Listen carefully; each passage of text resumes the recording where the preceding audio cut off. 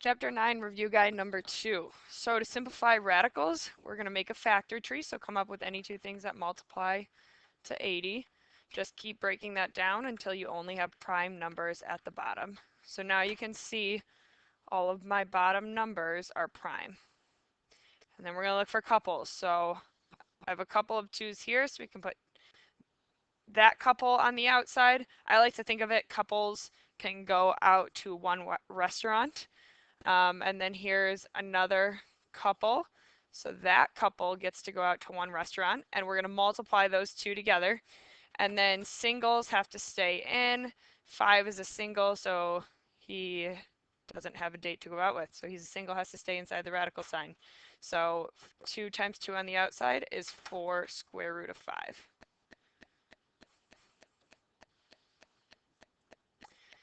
All right, number 2. So let's break that down. 32, I can break down to 16 times 2. 16 can be broken down to 4 times 4, which can be broken down to 2 times 2. So we have, and then let's do the x's. So x squared times x, and then y squared is y squared. So let's look for couples. There's a couple, there's a couple. So outside, outside, 2 numbers on the outside, we multiply them. And then here's a couple of x's, so that's a couple. So we can put an x on the outside. Here's a couple, so we can put another x on the outside. And then this x has to stay on the inside. And then we have y squared, so that's a couple. So that y can go on the outside.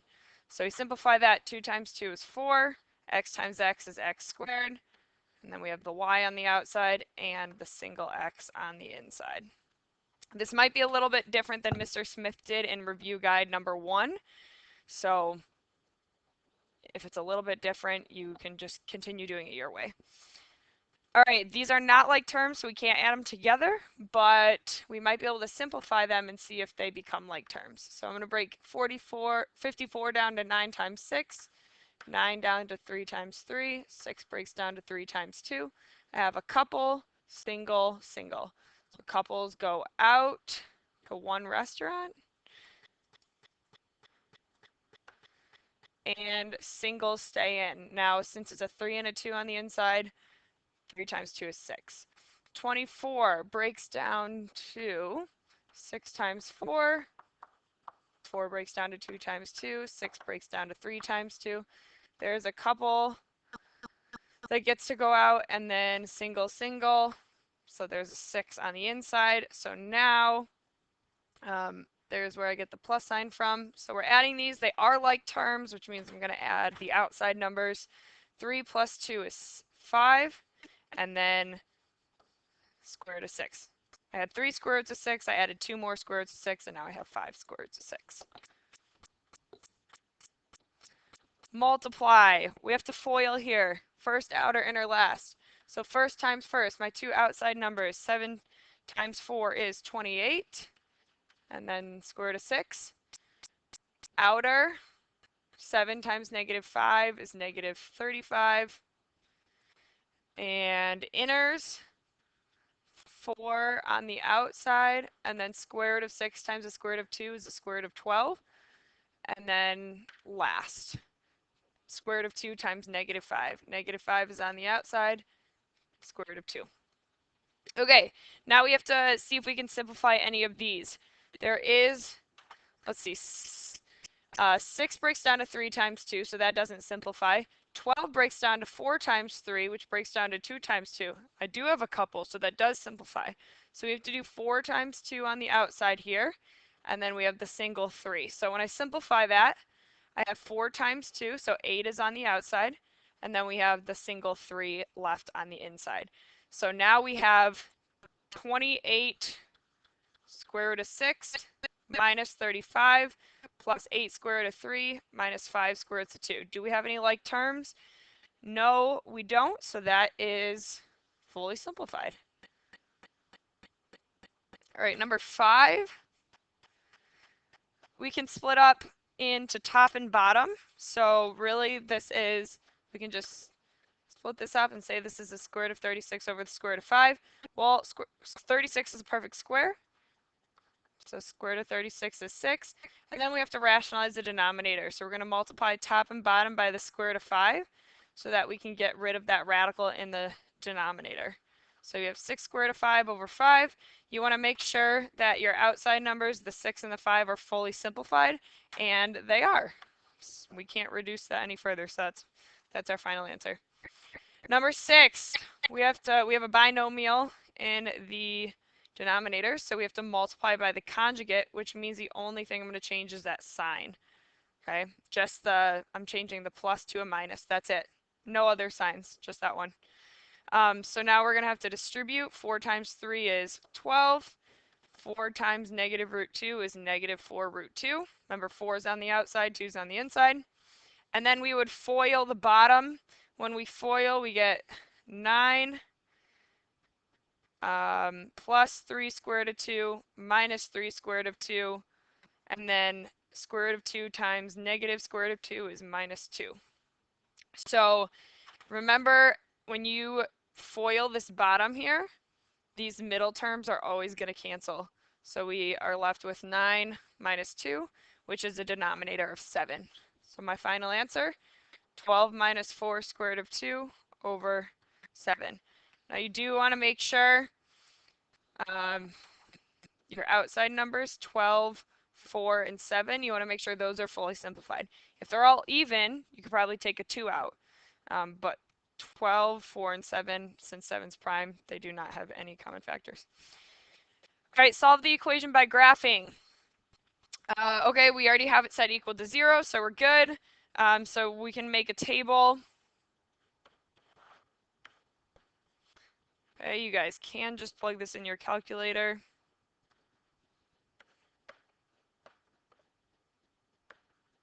So how did I know how to make that table? Well, we want to find where the vertex is at. So if I do negative b over 2 times a, that's negative times my b value, which is negative 8, over 2 times 1. So that's 8 over 2, which is 4.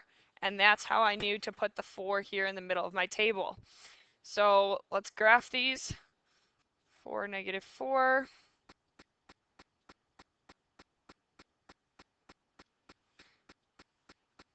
All right, remember that when you are solving, we want a solution, which is going to be x equals, and our solutions are the x-intercepts. So if you can see here, my x-intercepts are at 2, 0, and 6, 0. So my solutions, I have x equals 2 and x equals 6.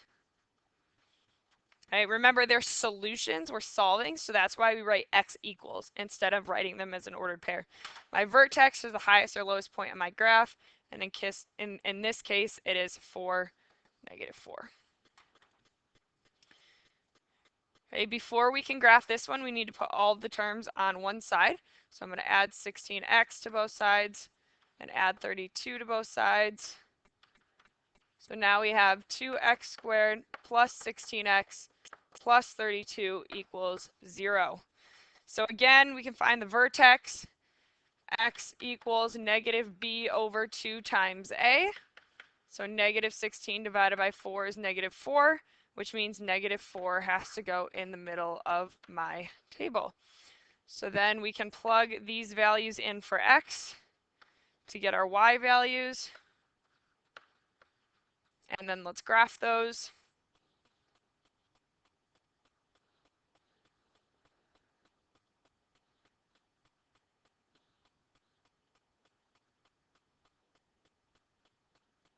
And in this example, you can see that we only have one solution because this parabola only has one x-intercept, and that's actually at the vertex. So this is my x-intercept, which means that my solution is at x equals negative 4. And then my vertex is at negative 4, 0.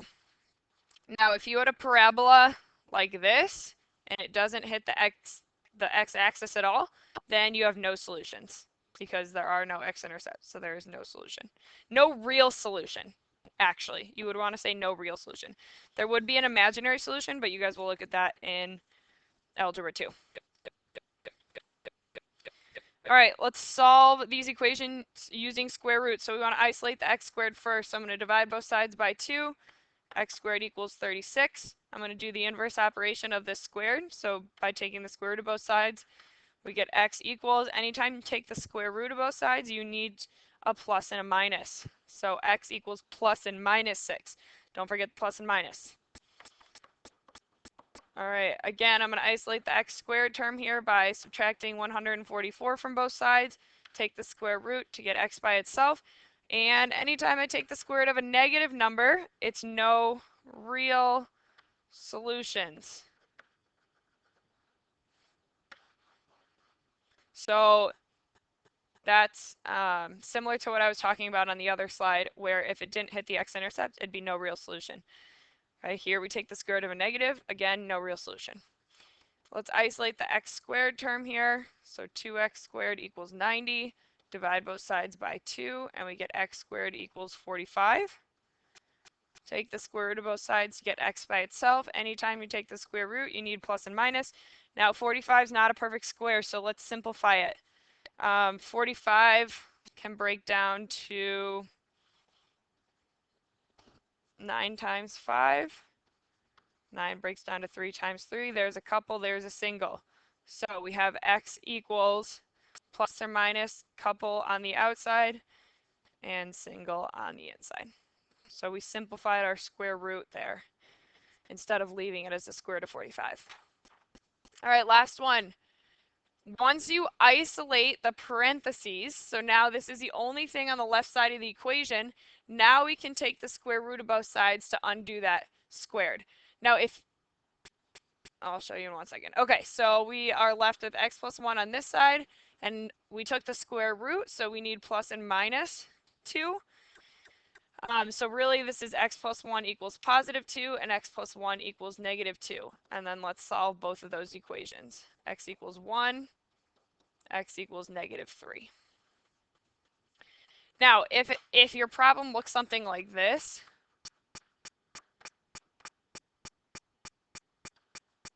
then before you take the square root, you'd have to add the 1 to both sides. Then you could square root both sides, but you have to isolate the parentheses first.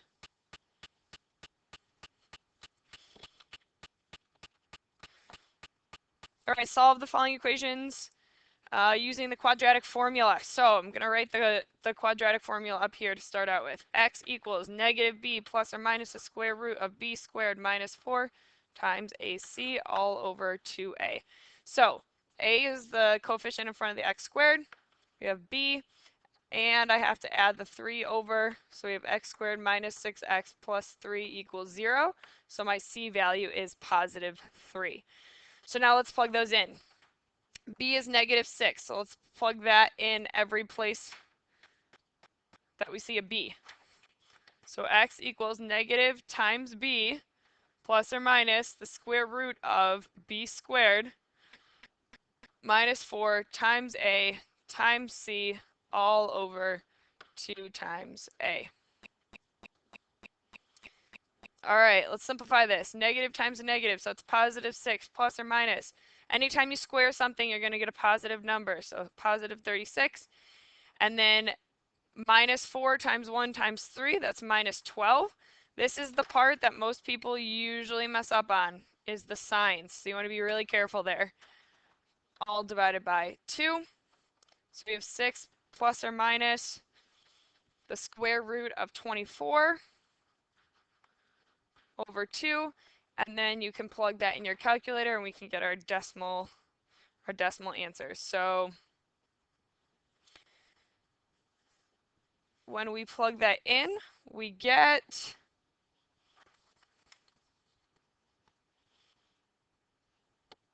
and since I'm rounding, I'm going to say approximately. X is approximately 5.45 and X is approximately 0.55. Round to the nearest hundredth. That's 2 decimal places. All right, next one.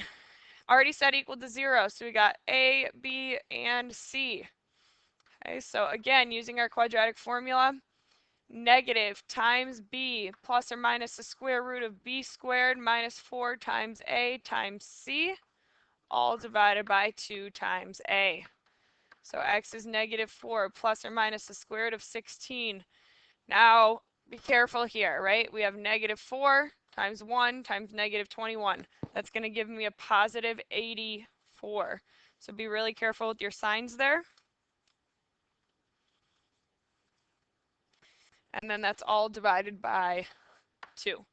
So x equals negative 4 plus or minus the square root of 100 divided by 2. Well, 100 is a perfect square, so that's really negative 4 plus or minus 10 divided by 2. So if we just split that up, we have negative 4 plus 10. So that's 6 over 2, which is 3. And then we have negative 4 minus 10, which is negative 14 divided by 2, and that's negative 7. So there's our two solutions, x equals 3 and x equals negative 7.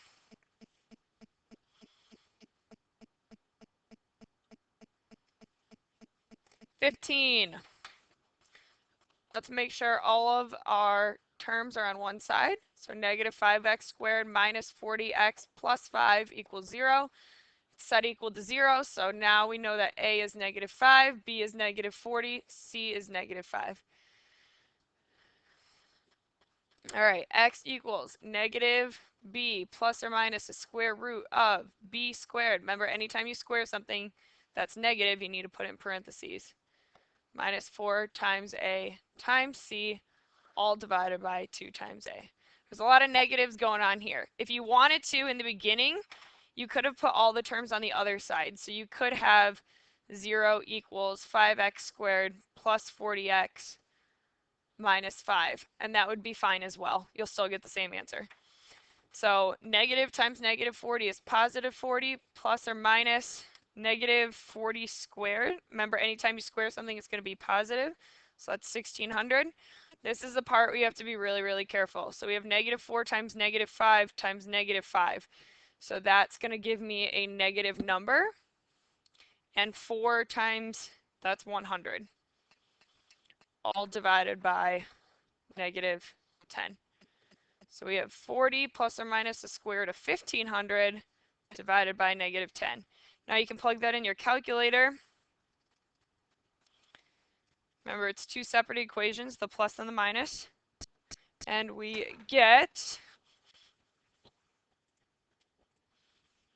All right, I made a mistake. Hopefully you guys caught this. From the beginning, my c value is actually positive 5, and I said that it was negative 5.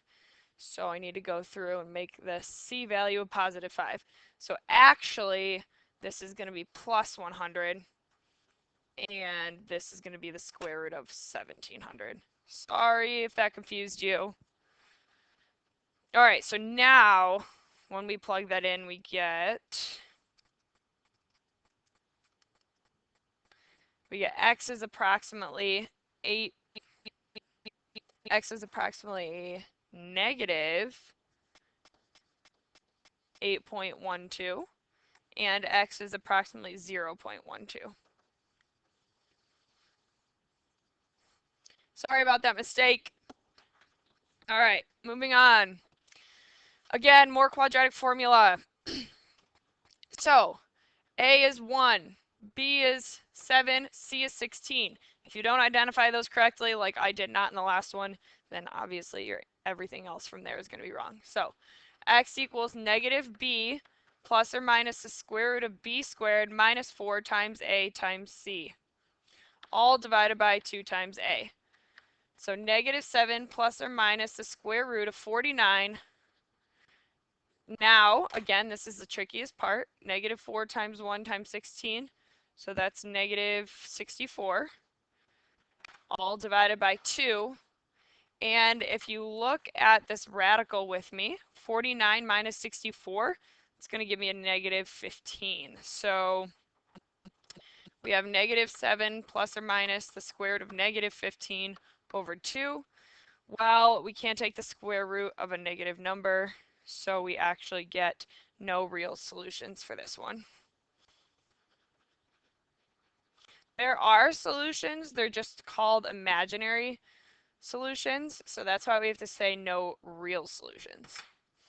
All right, number 18. Let's get all of the terms on one side. So I'm going to subtract the 2 to put it on the left side. Make sure I get my A, B, and C right this time. So A is positive 5, B is negative 4, and C is negative 4. So x equals negative b plus or minus the square root of negative b squared. Or sorry, the square root of b squared, which in our case is negative 4 squared, minus 4 times a times c, all over 2 times a. So x equals 4 plus or minus the square root of 16. And then again, you want to be really careful at this part. We have a negative 4 times a 5 times a negative 2, and that gives me a positive 40. Signs are usually the trickiest part right there. So 4 plus or minus the square root of 56 divided by 10. We'll plug that in our calculator. And we get 1.15. And x is approximately negative 0.35.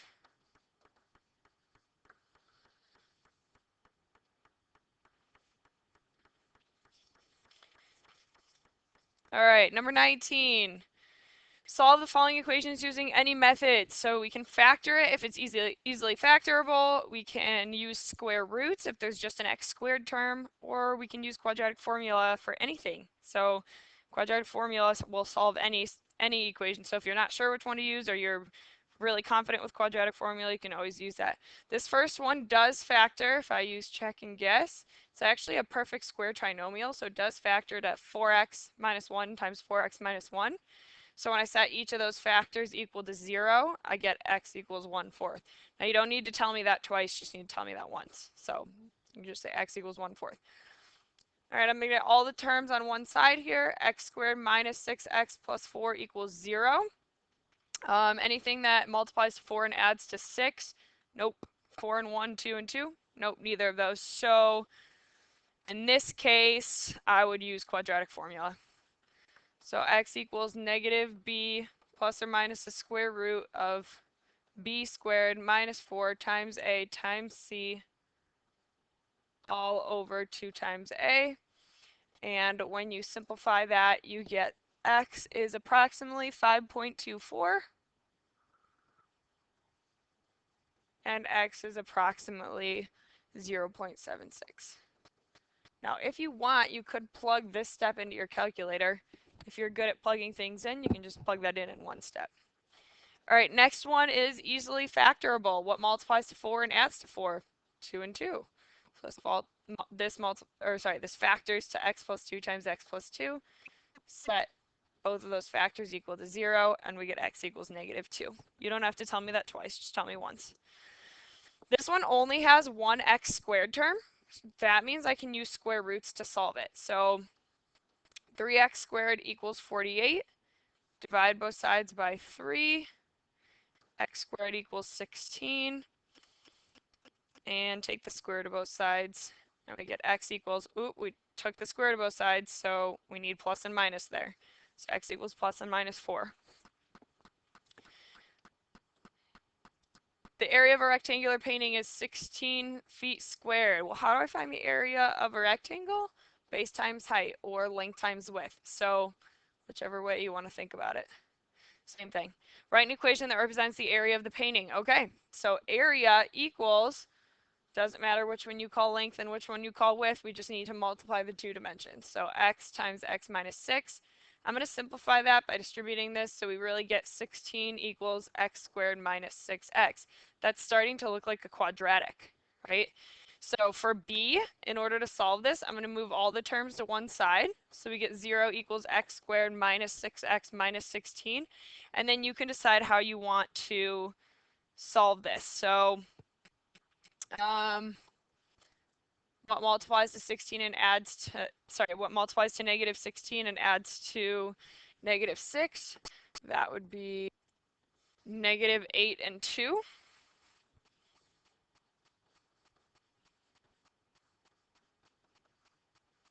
So now we get x equals 8 and x equals negative 2. But this dimension here is just x. So can x equal negative 2? Can that side length be negative 2 feet? No, because there's no such thing as a negative, like you can't have negative length. Negative distance is not a thing. So that just means that x equals 8. So we solved for x, which is going to help us find the dimensions of the painting. So we actually have to finish answering the question. X is 8, so this dimension is 8 feet. And if we plug in 8 here, 8 minus 6 means this dimension is 2 feet. So this painting is 8 feet by 2 feet. And no, it's not drawn to scale. It doesn't look like 8 by 2. It looks like an 8 by 6 or something like that. But the picture is not drawn to scale. Last one, a skier leaves an 8-foot tall ramp with an initial vertical velocity of 28 feet per second. The function represents the height in feet of the skier after t seconds. After how many seconds does the skier have a perfect landing on the ground? So if you picture the jump of the skier, we want to know the time at this point when they're on the ground. So that means I want to know, let's say this is the ground. So I want to know, oh, it doesn't necessarily have to look like that, but I want to know what the x-intercept is, or the solution. So let's solve this quadratic. Now, when they're on the ground, what is their height? Their height is at 0 feet. So we're going to plug in 0 for h here, and we're going to solve this quadratic. How do you solve this quadratic? Let's just use quadratic formula. So if you want to make it easy on yourself, since these are all evens, you could actually 4 goes into all of them, so you could pull out a 4 if you want to make it a little bit easier. But if you didn't recognize it, that's okay. We can just do the quadratic formula. So negative b plus or minus the square root of b squared minus 4 times a times c all over 2 times a. So we get x equals negative 28 plus or minus the square root of, you see, 28 squared is 784. And then this is the part where you want to be careful, where a lot of students tend to make mistakes. So negative 4 times negative 16 times 8 is positive 512 divided by negative 32. When we add those together, we get 1,296. And then you can just finish by plugging this in your calculator. Sorry, that's supposed to be 32. All right, when you plug that in your calculator, you get x equals negative 0.25 or negative 1/4, and x equals positive 2. Well, x is after how many seconds? Can time be negative 1/4 seconds? No. That'd be kind of cool, but no. And it's time, and our time is in seconds. So my answer is the skier is on the ground after 2 seconds. That's pretty reasonable for real life, right? Doesn't take that long for a jump, so that sounds like a great answer.